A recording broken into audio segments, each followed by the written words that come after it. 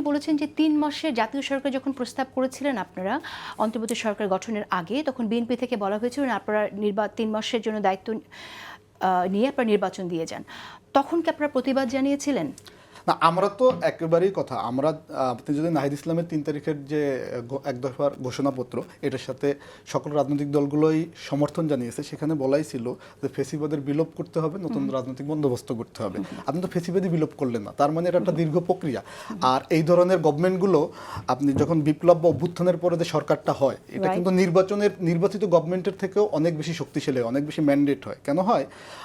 একটা নির্বাচন হয় 2-3টা পক্ষের মধ্যে, বাট একটা গণ অভ্যুত্থান বা একটা বিপ্লব হয় হোল নেশন একসাথে একটা ফেসিবাদ বা একটা শক্তিকে সরিয়ে দিয়ে নতুন একটা ইয়েতে, এবং এটা হলো রক্তের কালি দিয়ে লেখা হয়। রাইট, কিন্তু আপনি ৩ মাসের যে কথাটি বলেছেন সেটা একটু যদি সংক্ষেপে বলেন। বিএনপির পক্ষ থেকে আমাদের তো বলা হয়েছে 3 মাসের নির্বাচন।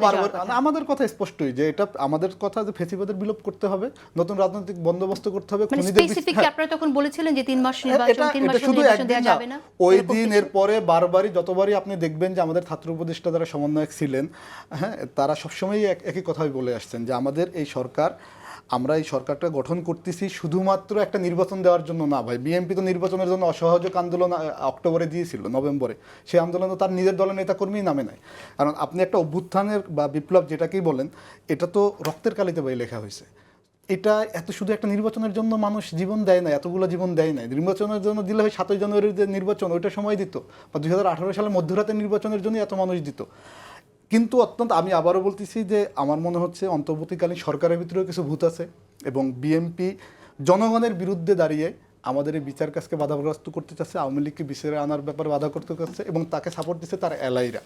আমাদের পক্ষ থেকে কথা একেবারেই ক্লিয়ার, আগে খুনিদের বিচার হতে হবে, আওয়ামী লীগকে নিষিদ্ধ করতে হবে, বিচারের আওতায় আনতে হবে। কীভাবে নিষিদ্ধ করবো ওনারা জানেন।